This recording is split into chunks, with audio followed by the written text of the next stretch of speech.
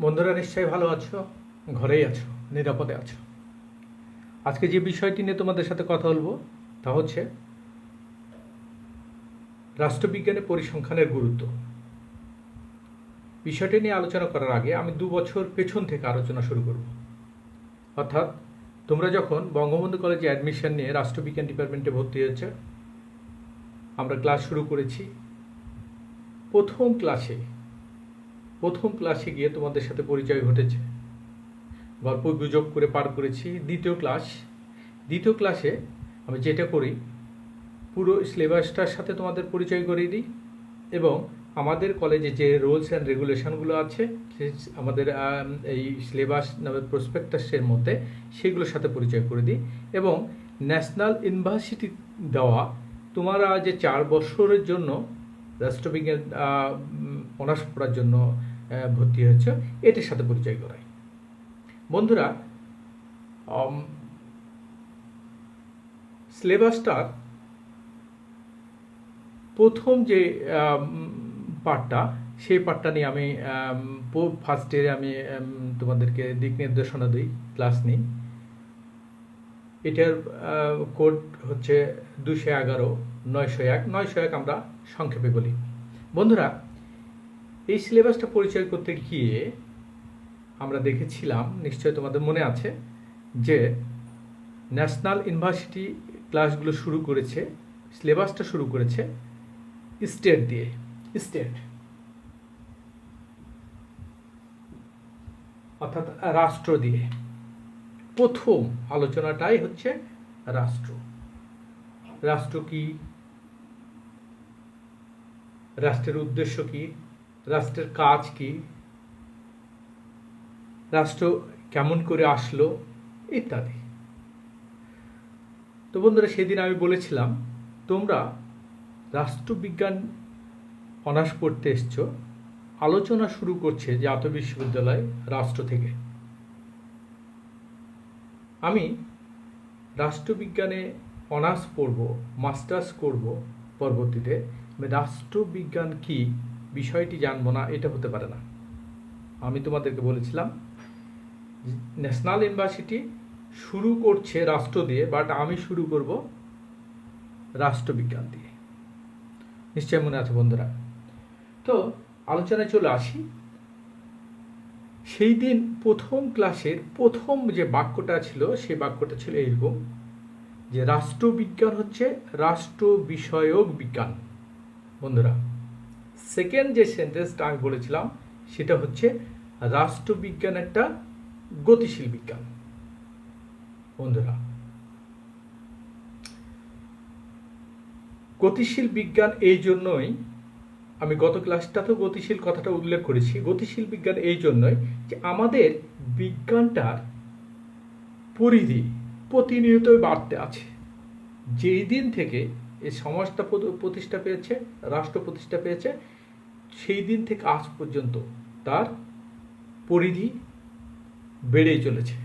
সেই জন্য এটা গতিশীল বিজ্ঞান। এটা আমরা এই পিওর বিজ্ঞানের মতো আমরা এটা বলতে পারবো না। পিওর বিজ্ঞানে যেখানে 2 + 2 = 4, এইটা নো ডাউট, এইখানে কোনো কনফিউজ নাই, এখানে কোনো সন্দেহের অবকাশ নেই। এই ক্যালকুলেশনটা আমি করেছি, 2 + 2 = 4, তুমি যদি করো তাও 4, আমেরিকাতে কোনো যদি মানুষ করে তাও 4। এটি পিওর বিজ্ঞান। কিন্তু আমরা যেটা বলছি এটা হচ্ছে রাষ্ট্রবিজ্ঞান হচ্ছে গতিশীল বিজ্ঞান। অর্থাৎ প্রতিনিয়ত মানুষের আচার আচরণের পরিবর্তনের কারণে, রাষ্ট্রীয় কাঠামোর পরিবর্তনের কারণে, সমাজের পরিবর্তনের কারণে এর বিষয়বস্তুগুলো পরিবর্তন করছে। আমরা সলিডভাবে 2কে যোগ করে 4 হবে এটা আমরা বলতে পারি না। আমরা ফিরে আসি রাষ্ট্রবিজ্ঞানের কাছে। রাষ্ট্রবিজ্ঞান বলছিলাম একটা গতিশীল বিজ্ঞান, এবং রাষ্ট্রবিজ্ঞান বলছিলাম যে এটা একটা রাষ্ট্র বিষয়ক বিজ্ঞান। বন্ধুরা, ন্যাশনাল ইউনিভার্সিটির যে সিলেবাসটা শুরু করেছিল, আবার রাষ্ট্র আসলো এখানে। রাষ্ট্রবিজ্ঞান হচ্ছে রাষ্ট্র বিষয়ক বিজ্ঞান। রাষ্ট্র কি তাহলে? রাষ্ট্র হচ্ছে এমন একটা রাজনৈতিক প্রতিষ্ঠান যেখানে থাকবে সুনির্দিষ্ট একটা ভূখণ্ড থাকবে। সুনির্দিষ্ট ভূখণ্ড কি? শুধু স্থলভূমি নয়, স্থলভূমির সাথে থাকবে জলসীমানা, আকাশ সীমানা নিয়ে হচ্ছে নির্দিষ্ট ভূখণ্ড, তার সাথে থাকছে জনসমষ্টি। 3 নম্বর যে উপাদানটা সেটা হচ্ছে রাজনৈতিক প্রতিষ্ঠান বা সরকার। আর আরেকটি থাকছে রাষ্ট্রকে বহিঃশত্রু আক্রমণ থেকে নিয়ন্ত্রণ মুক্ত করবে এরকম একটা প্রতিষ্ঠান, সেটা হচ্ছে সার্বভৌম ক্ষমতা। এই 4টি মূল উপাদান নিয়ে রাষ্ট্র গঠিত। এই 4টি মূল উপাদান, তার মানে বোঝা কি যাচ্ছে যে রাষ্ট্রটা ছোট্ট একটা কথা, কিন্তু এর ভিতরে অনেকগুলো জিনিস জড়ে আছে। অর্থাৎ রাষ্ট্রের ভেতরে যা কিছু আছে সব কিছুকে নিয়েই হচ্ছে রাষ্ট্রবিজ্ঞানের বিষয়বস্তু। রাষ্ট্র বিষয়ক বিজ্ঞান, তার মানে রাষ্ট্রের মধ্যে যা আছে, রাষ্ট্রের যে কাজ, সবগুলোই রাষ্ট্রবিজ্ঞানের বিষয়বস্তু। আমরা গত ক্লাসে আলোচনা করছিলাম পরিসংখ্যানের ইতিহাস সম্বন্ধে আলোচনা করতে গিয়ে আমরা 6000 বছর পিছন থেকে আলোচনা করছিলাম। পরিসংখ্যানের উৎপত্তি হয়েছে আজ থেকে 6000 বছর আগে। মিশরের শাসকেরা সর্বপ্রথম এর গোড়াপত্তন করেছিল।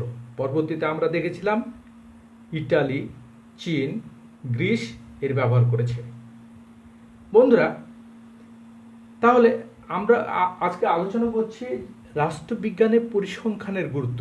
তাহলে আমরা পেছন থেকে দেখে আসবো পরিসংখ্যানের গুরুত্ব আছে কিনা রাষ্ট্রের কাছে। আজ থেকে যদি আমরা 6000 বছরের পিছনে না গিয়ে আমি 3000 বছরের পিছনে যাচ্ছি। আমাদের রাষ্ট্রবিজ্ঞানের গুরু অ্যারিস্টটল আজ থেকে প্রায় 3000 বছর আগে তার আদর্শ রাষ্ট্রের চিত্র অঙ্কন করতে গিয়ে তিনি যে কথাটা বলছিলেন সেটা বললে আমরা একটু পরিষ্কার হব। বলছিলেন যে একটা আদর্শ রাষ্ট্রের জনসংখ্যা যদি এইরকম হয় 10,000 থেকে 1 লক্ষর মধ্যে হয়, তাহলে এইটাকে একটা তিনি আদর্শ রাষ্ট্র বলছেন। আমরা জনসংখ্যা পেয়েছি, রাষ্ট্রের মধ্যে জনসংখ্যা থাকবে, তাহলে 10,000 থেকে 1 লক্ষ। তার কথা তিনি যুক্তি দিয়েছেন একটা রাষ্ট্রের প্রাকৃতিক সম্পদের সাথে জনসংখ্যার একটা ভারসাম্য থাকতে হবে, তাহলে এটা একটা আদর্শ রাষ্ট্র হবে। বন্ধুরা, মনে আছে তোমাদের নিশ্চয়। এবং আমরা 10,000 যদি একটা রাষ্ট্রে মানুষ হয় অথবা 1 লক্ষ হয়, তাহলে রাষ্ট্রটা কেমন আমরা নিশ্চয় আন্দাজ করতে পারছি কত বড় রাষ্ট্র হতে পারে। ধরো রাজশাহী মহানগর, 30টা ওয়ার্ড আছে, প্রতিটা ওয়ার্ডে অন্তত 50,000 লোক বসবাস করে, প্রত্যেকটা ওয়ার্ডে। তাহলে এই মহানগরে কতজন মানুষ আছে? বিশাল। তাহলে রাষ্ট্রের আয়তনটা আমি কেমন বুঝতে পারছি, মাত্র 10,000 থেকে 1 লক্ষ মানুষ যে রাষ্ট্রটা বসবাস করছে, এইরকম রাষ্ট্র তিনি যে রাষ্ট্রের কথা আমাদেরকে বোঝাতে চেয়েছেন সেইটা হচ্ছে সিটি স্টেট, অর্থাৎ নগর রাষ্ট্র। নগর রাষ্ট্রকে নগর কেন্দ্রিক রাষ্ট্র। নগর কেন্দ্রিক রাষ্ট্র, একটা নগরকে কেন্দ্র করে গড়ে উঠছে রাষ্ট্র। আজ থেকে 3000 বছর আগের কথা বলছি। তাহলে বন্ধুরা, সেই রাষ্ট্রগুলো ছোট্ট একটা আয়তন, তার জনসংখ্যা মাত্র 10,000 থেকে 1 লক্ষে, এইরকম একটা জনসংখ্যা। সেই রাষ্ট্রগুলো তাদের জনগণের কল্যাণ করতে গিয়ে তারা কি করলো? পরিসংখ্যানের ব্যবহার করলো। বন্ধুরা, পরিসংখ্যান দিয়ে জনগণকে গণনা করলো, পরিসংখ্যান দিয়ে তার সম্পদকে গণনা করলো। কে? ওই দেশের শাসক। শাসক দ্যাট মিনস সরকার। ওই সরকারগুলো ফ্রেম কি ছিল, ওই সরকারগুলো কেমন ছিল, যদি আমরা একটু আলোচনা করে বুঝতে পারবো যে সরকার গণতন্ত্রের কথা, যে গণতন্ত্রের কথা বলতে গিয়ে প্লেটোর গুরু সক্রেটিসকে জীবন দিতে হয়েছে গণতন্ত্রের কথা, যে গণতন্ত্র আজকে হচ্ছে সার্বজনীন এক শাসন ব্যবস্থা। তাহলে বুঝতে পারা যাচ্ছে সেই সময় সরকারগুলো কেমন ছিল। সেই সময় সরকারগুলো ছিল অভিজাততন্ত্র, ধনিকতন্ত্র, রাজতন্ত্র, স্বৈরতন্ত্র ইত্যাদি ধরনের শাসন ব্যবস্থা। অর্থাৎ সেই সময় জনগণের কোনো গুরুত্বই ছিল না বন্ধুরা। তাহলে জনগণের গুরুত্ব ছিল না, তারপরও শাসকেরা পরিসংখ্যান ব্যবহার করেছেন রাষ্ট্রযন্ত্র পরিচালনা করতে গিয়ে। তাহলে সেই সময়ে জনগণের যেখানে অধিকার ছিল না, জনগণের গুরুত্ব ছিল না, সেই সময়ে পরিসংখ্যানের ব্যবহার ছিল রাষ্ট্রে। আজকে আমরা কোন রাষ্ট্র দেখছি বন্ধুরা? আজকে আমরা যে রাষ্ট্রটার অস্তিত্ব থেকে গণতান্ত্রিক রাষ্ট্র। গণতান্ত্রিক রাষ্ট্রটা আমরা ঊনবিংশ শতাব্দীর শেষের দিকে এসে পেয়েছি। গণতান্ত্রিক রাষ্ট্রকে, গণতান্ত্রিক রাষ্ট্র বলতে আমরা ওই রাষ্ট্রগুলোকে বুঝি জনগণের সক্রিয় সম্মতির উপর প্রতিষ্ঠিত যে সরকার বা রাষ্ট্র, সেটাই হচ্ছে গণতান্ত্রিক রাষ্ট্র। তাহলে জনগণকে প্রায়োরিটি দিচ্ছে যে সরকারটা। এরই হাত ধরে আমরা বিংশ শতাব্দীতে আর একটি রাষ্ট্র কাঠামো দেখলাম, যেটাকে বলল ওয়েলফেয়ার স্টেট, কল্যাণমূলক রাষ্ট্র। কল্যাণমূলক রাষ্ট্র কোনগুলো? যে রাষ্ট্রগুলো জনগণের ন্যূনতম অধিকারগুলো, ন্যূনতম চাহিদাগুলো পূরণের জন্য কাজ করবে, সেইগুলোকে বলা হয় ওয়েলফেয়ার স্টেট। ন্যূনতম কোন অধিকারগুলো? আমরা বাংলাদেশের কথা যদি ধরে নিই, স্থান রাষ্ট্রভেদে এটা আলাদা হতে পারে ফান্ডামেন্টাল রাইটসগুলো, মৌলিক অধিকারগুলো। আমাদের বাংলাদেশে যেমন আছে খাদ্য, বস্ত্র, বাসস্থান, শিক্ষা, চিকিৎসা, এই অধিকারগুলো পূরণে কল্যাণমূলক রাষ্ট্রগুলো কাজ করে যাচ্ছে। এরপরে আমরা একবিংশ শতাব্দীতে আর একটি রাষ্ট্রযন্ত্রের দেখা পেয়েছি। সে রাষ্ট্রটা বলছে, সে শাসকের কথা বলছে গুড গভর্নেন্স। গুড গভর্নেন্স বন্ধুরা দেখো, গুড অর্থ হচ্ছে ভালো বা সুন্দর, আর গভর্নেন্স শব্দ হচ্ছে সেবক। রাষ্ট্র এখন সেবকের ভূমিকায় অবতীর্ণ হয়েছে। রাষ্ট্র এখন সেবকের, কার সেবক? জনগণের সেবক। জনগণের উপকার করছে, জনগণের যত চাহিদা সব পূরণ করছে। দেখো সাম্প্রতিক যে ঘটনাটা ঘটে যাচ্ছে, সারা বিশ্বব্যাপী ত্রাসে প্রকম্পমান করোনা ভাইরাস। বাংলাদেশ একটা উন্নয়নশীল দেশের কাতারে আছে। স্বাদ আর সাধ্যের মধ্যে থেকে বাংলাদেশের রাষ্ট্রনায়করা কি করছেন? জনগণকে সেবা দিতে গিয়ে এত মানবিক হয়েছেন। তোমার দরজায় রাষ্ট্র দাঁড়িয়ে আছে, তোমার দরজায় প্রশাসন দাঁড়িয়ে আছে, তোমার মুখে অন্ন তুলে দিচ্ছে যারা কাজ হারিয়েছে লকডাউনের কারণে।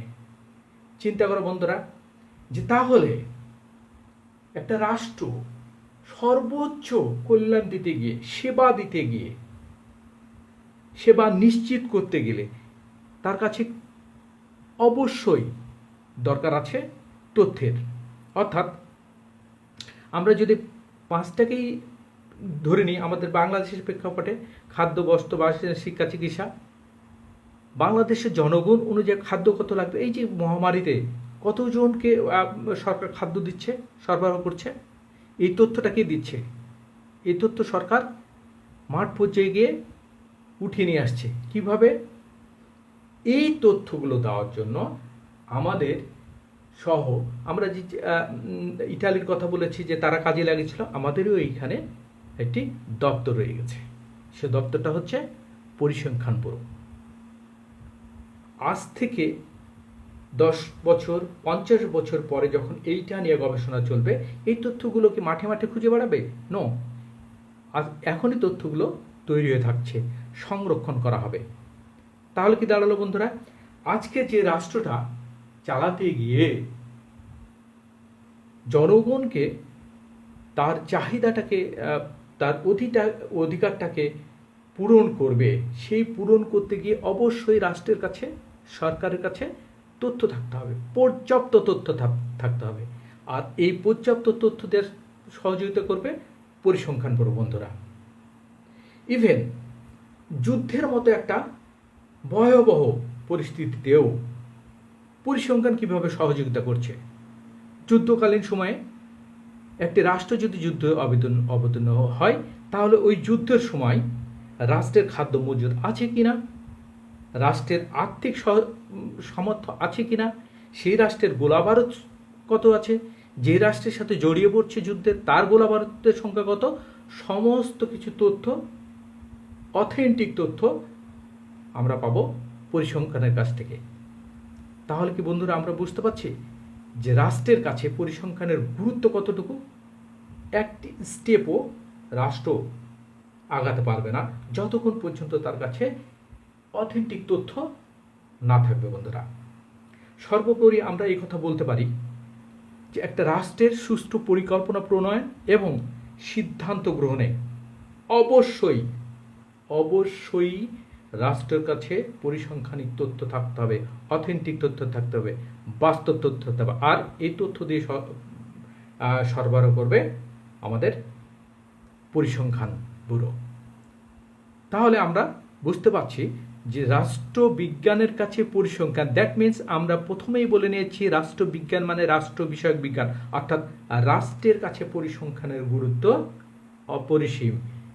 পরিসংখ্যানিক গুরুত্ব তথ্য ছাড়া রাষ্ট্র একটি স্টেপও চলতে পারবে না। বন্ধুরা, আজকে এই পর্যন্ত, পরবর্তীতে আবারও দেখা হবে আর অন্য একটি ক্লাস নিয়ে। ততদিনে তোমরা ভালো থাকো, সুস্থ থাকো।